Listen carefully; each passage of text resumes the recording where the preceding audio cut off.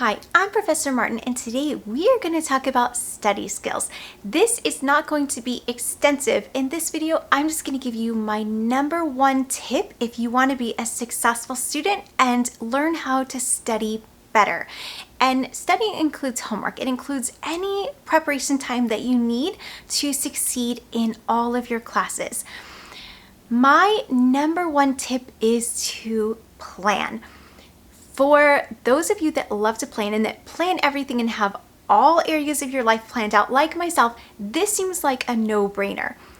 But for those of you that don't tend to plan anything so far, you might be younger and you just might not have a whole lot going on that you need to plan, this might take some practice, or the idea itself might sound a little bit crazy, but we want to plan. If you've heard that old adage of if you fail to plan, you plan to fail, this is where it really becomes true. I have been a student for a very long time. Between my associate's degrees, all of my certificates, my bachelor's degree, my doctoral degree, and then now I am in my fourth semester of being a master's degree student. I've been a college student forever. So I can tell you, it is extremely important to plan. Planning is just, I cannot stress enough, we want to plan. So if you're against this idea, please just try to be open-minded and just stick with me to the end, and maybe this will be something you might at least be open to trying, okay? If you hate calendars, you hate the idea of planning anything, you want everything to just be as the wind blows, whatever happens, happens, just try, just trust me, okay? Trust me, this will make your life a lot easier if you plan. Okay, we're gonna do this in a couple different steps. First, before we start the actual planning, it's a good idea to give a little thought to how have you done it in the past. If you've already been planning, that's great. Maybe we can pick up a couple of things that might help you to do it even a little bit better. If you've not been planning, it's time to give a little thought into what is your current process. When do you get your studying done? When do you get your homework done? When do you spend time preparing for class and your midterms and your finals and anything else that you have going on? When do you do that? Do you do it only, do you wait until you get really bored and there's no one around to entertain you, so you've got nothing better to do, so you do your homework? Do you wait until the very last minute because you're in the habit of procrastinating? Do you wait until you have a tutor or someone to sit next to you and force you to do your homework? Do you do it in class while your professor is lecturing? Hopefully not. Or if you are just getting out of high school, did you do it then? Did you have a study hall? When have you been in the habit of getting your homework and your study time done? Hopefully, no one watching this will just be in the situation where they just don't get their homework done, right? There are college students that they just don't do homework and they just don't study and they don't come to class, and that's unfortunate, but we're working on successful student behaviors, right? So we're gonna plan, we're gonna give thought into how have we done it? What has been your habit, your study behaviors so far in the past? Has it worked for you? So if you've always done it at the last moment or when you've gotten bored, does it work for you? Like, has it worked? Are you a straight A student? So just because if you pass every class, that does not mean the method that you've been using is the best method. It doesn't mean that there's not room for improvement, or that if you're a B+ student, why aren't you an A+ student, right? I want A+ students. I want overachievers. I want everyone to ace my courses. I want everyone to ace whatever courses at whatever school you're going to at any level, right? So let's give that some thought. How can we do it better, right? Is it working for you? Is it not working for you? So it's not working, like, we're going to consider it not working or could be improved if you're not an A+ student. Like, if you're not getting a 3.8 or above, it can be better.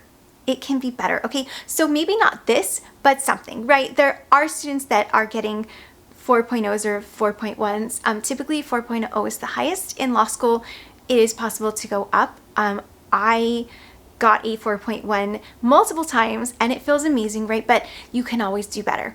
You can always do better. Okay, so give that some thought. What have you been doing? Has it been working? Do you have any thoughts on how you can make it better? Okay, Now, there is no one right way. There's no right way. There's no wrong way. It's just whatever works for you. Whatever it is, your method that gets you A's consistently every single time and high A's, right? You want to be the top of your class, okay? High A's. If that idea sounds ridiculous to you, and you're a college student or you're going to be a college student, it shouldn't sound ridiculous to you, even if it's not your desire to be an overachiever. If you're going to be here and you're going to pay tuition or you're going to let someone else pay tuition on your behalf, you want to do the best you can, right? You want to set yourself up for a really good job. You want to set yourself up to get scholarships and grants and to be able to say, I was the top of my class or I was in the top 10%, right? You want to be able to say that. And there's possibly going to be some instances in your future where it will pay, I promise you, if you do well in school. Okay, so do the absolute best you can, 4.0. Okay? After we do our analysis of what we've done in the past, now we're going to start planning. Okay, and there are two parts to the planning. We want to first determine our unavailability, and then we want to actually set our plan and put it into action. So what we're going to do first is we're going to get out a physical calendar, or you can just take a scratch piece of paper and you can just draw a little calendar.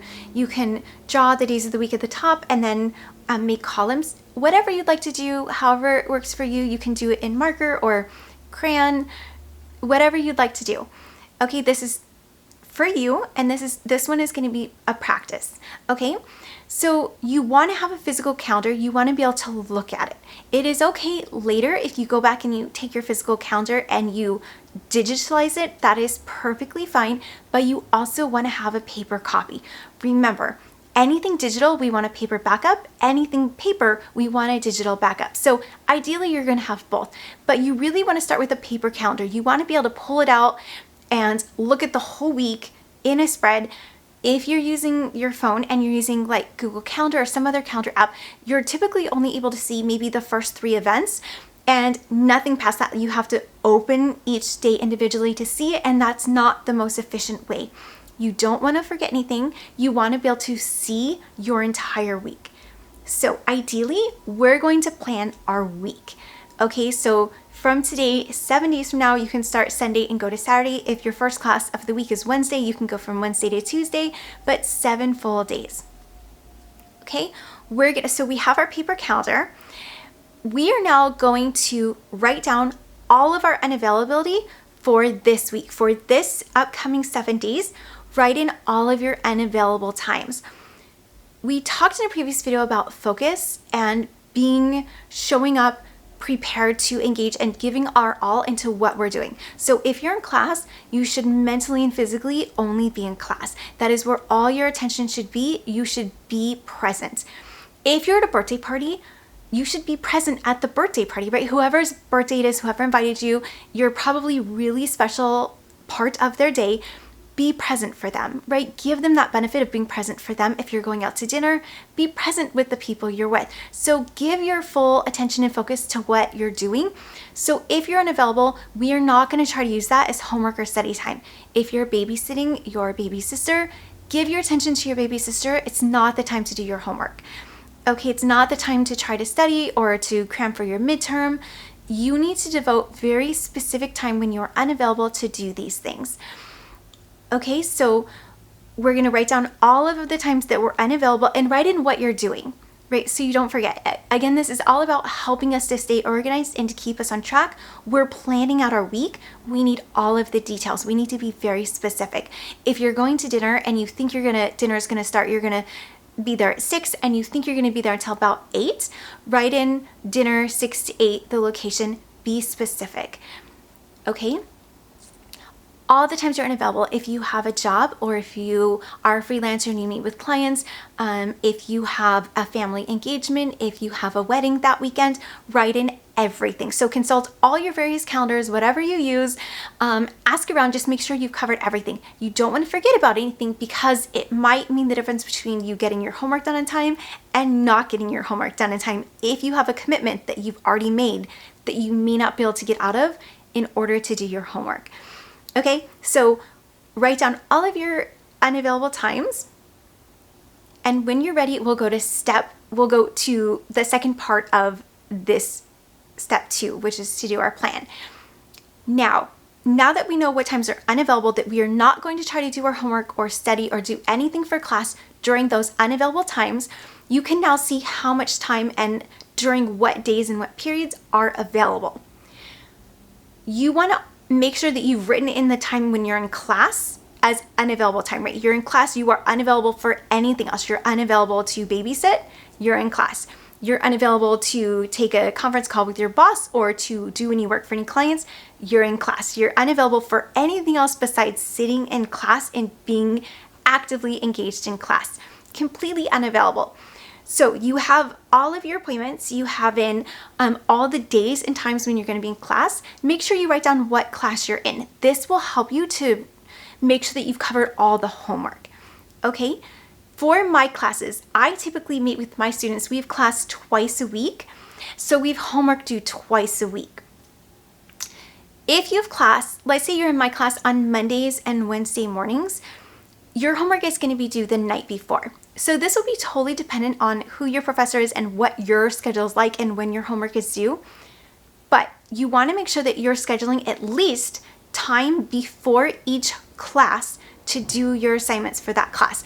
Whether it's homework, whether it's studying, whether it's prep for a big project, whether you need to go to the store and grab some supplies that you're out of in order to be prepared for that class. No matter what it is, you want to put it on your calendar. Okay, so if you have class twice a week and you have 5 classes, you're going to need at least 10 entries to help you be prepared for those 5 classes. Now, if you have class only once a week and your homework is due only once a week, you'll only need to pencil in a schedule to do your plan once a week. Again, if you want to break it up, that's just great time management and that's totally your judgment call. But we still want to put it on the calendar for whatever we want to give a try. Okay, so if you're in my class and you have classes on Monday and Wednesday morning, your homework is going to be due Sunday night and Tuesday night. All right, always the night before. And that's pretty standard in colleges, is most professors at many colleges will make the assignments due by 11:59 p.m. the night before class, right? We don't want students to try to do the homework at the last minute, because often what happens is students won't get the homework done on time and then they'll try to skip class thinking they can just turn in the homework later because they weren't in class. And unfortunately, that stops after you get out of high school. Like, that is no longer an excuse. You don't get more time to do your homework just because you didn't come to class. It just means now that you're going to get a 0 for the homework and you're going to get 0 points for either attendance or participation, or maybe both. You're going to miss the lecture, you're going to get further behind, right? So it's due the night before. We really want students to do the homework, to be prepared, to get a good night's sleep, and then to come to class the next day, right? All very important, positive, successful behaviors. Okay, so if your homework is due on Tuesdays and Sunday nights for just one class, you need to pick a day and a time that you think might work for you that's available within your calendar. From a time management perspective, the experts suggest that everything is completely done for a particular calendar item at least 24 hours in advance. So if you're leaving for a wedding on Saturday morning at 6 a.m., you want to make sure that you are 100% completely ready to go. Every single thing that needs to be done is done 24 hours before you need to leave for the airport. Okay, so 24 hours prior, so by 6 a.m. or so on Friday morning, you need to make sure you have all your luggage packed. You know how you're getting to the airport. You have your ride arranged.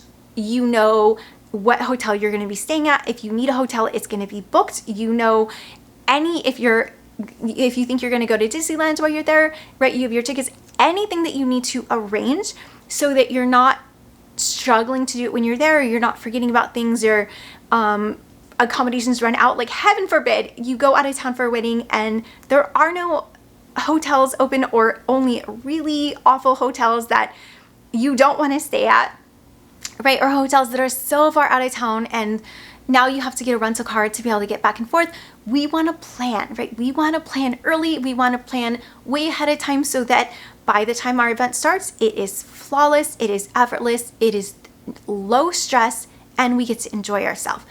Same is true for our homework, right? We don't want to show up to class stressed and frazzled and just a complete mess because we are unprepared and we did everything last minute, or we forgot about an assignment, and holy crap, we were up all night, trying to get it done, and then we barely made it to class, and we didn't go to bed, and we didn't have breakfast, and now we're cranky and we're mad at the world, and right, we want to drop out, and college is terrible, and we want to avoid all of that. I've been there. If you haven't been there at some point, you'll be there. So we don't want to do that. So we want to put these things on our calendar so that we finish at least 24 hours before an assignment is due. So if you're one of my students and your assignments are due Sunday night by 11:59 p.m., you want to plan to have your assignment totally completed by Saturday night at 11:59 p.m. That is considered at the last moment. If it's not done at least 24 hours before, from a time management perspective, that's considered doing it at the last moment. And we don't want to be doing assignments at the last moment, right? So you might think like your definition of last moment might be an hour before, or 15 minutes before, or the day of. It's 24 hours before. Okay, if we want to be really successful, and this does not apply to just college. Just like in the example, it applies to any area of your life. If you're having a dinner party, if you are going to an engagement party, it doesn't matter what it is, be prepared 24 hours ahead of time. If you have to get someone a birthday gift, do it 24 hours in advance, right? Don't wait until you're driving to the birthday party to try to stop off and hope and cross your fingers that you can find them an adequate birthday present at the last minute. You don't want that. 24 hours in advance. So we're going to do our homework no later than Saturday night at 11:59 p.m. So search your calendar and see sometime between when you get out of class on Wednesday and prior to Saturday night at 11:59 p.m., when can you get your homework done? Like, when in that period is a good time for you to sit down and do your homework? Now, here's where you're going to have to make your best educated guess at how long it will take you to do your homework. Now, we can tell if you spend 5 minutes on your homework, and your grade is probably going to reflect the fact that you spent 5 minutes on your homework. So give it time. Sometimes you just have assignments where they're quick and easy, and that's fine. If you do it and you're satisfied and you know that you're going to get an A+ on that assignment and you can do it in 10 minutes, that's great, right? Thank you, professor. They've given you a wonderful gift. If you need to do the first draft of an essay, and you might be new to essay writing and you don't know how long it's going to take, give yourself as much time as you can. If you think you need to pencil in 4 or 5 hours, pencil in 4 and 5 hours. Okay, if you think that maybe Saturdays at noon is a good time to start, you want to just have lunch and then get your homework done for that one class, maybe pencil in from noon to 5, right? And if you don't use all that time, great. Now you have a little bit more time to start on the next assignment, to do homework from another class, or to see your friends, or to go to a movie. Whatever you'd like to do, it's now your time. Okay, but you have to make sure that your work is done and you do it early, and we're planning so that you can find a time that works for you, right? You don't have to try to do it while you're working, or at a time when you're just too tired, or you're just too cranky, or any time that isn't perfect for you, right? The idea is to plan so that you can block off and save the time when you think it's going to be best for you.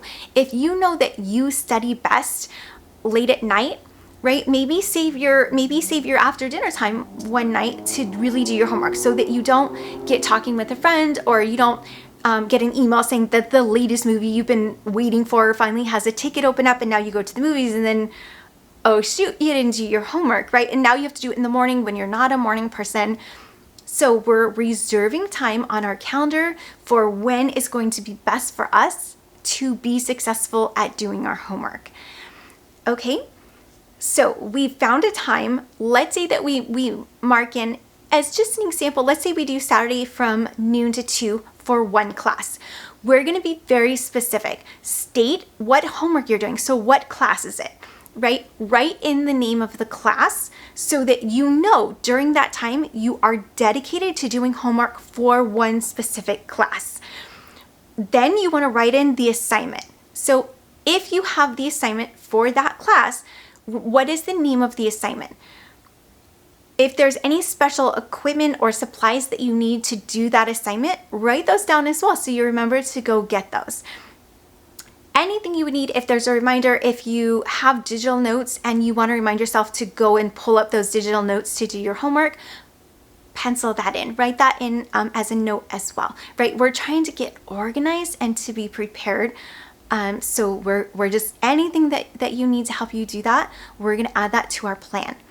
Okay, if you'd like to sit down and just do one giant chunk of time and do all your homework for all your classes, that's totally fine, but I still suggest breaking it up and maybe doing like little subdivided boxes of time for each class. So if you have 3 classes and you want to reserve noon to 6 p.m., that's fine. Then you can block it off and you can ideally use the first 2 hours for the first class and the second 2 hours for the second class and the third 2 hours for the third class. If you run out of time, or if you're really hungry and it's an abnormal meal time and you need to stop and go to the grocery store and get lunch, and then you come back and now you've missed a whole block of homework, you now know that you need to reschedule that block. Or if someone knocks on your door and there's some urgent matter that you have to go address because you're very smart and you turned off your phone or you put it on airplane mode while you dedicated this time to doing just your schoolwork, they couldn't reach you by phone, right? So someone came to your door and you have to put your homework on pause, you have that block of time that you can pick up on when you come back. Okay, it's just a suggestion. This is what works great for me, but we want to be adding these to our calendar and we want to get really specific. Okay, don't forget to write down your very specific homework assignment and to say what class it's for.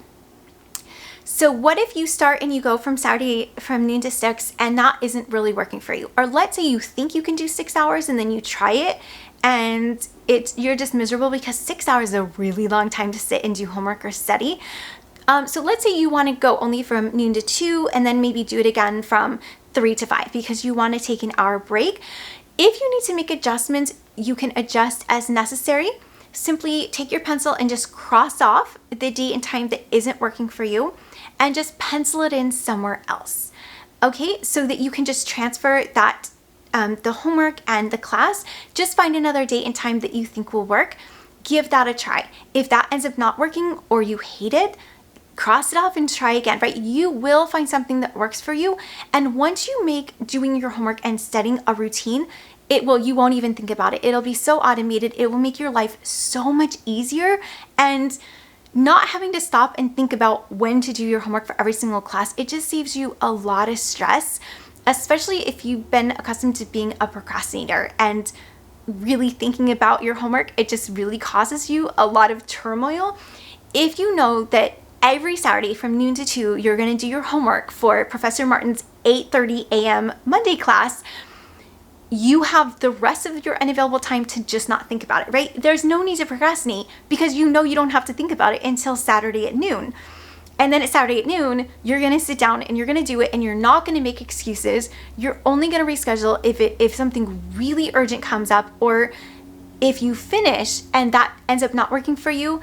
Now for the next week, you can make adjustments, right? Calendaring is not an excuse to just keep procrastinating and just keep changing the date until the last minute, right? That's doing the opposite of what we're trying to do. We're trying to get ahead of the game by planning our time out early and sticking to it.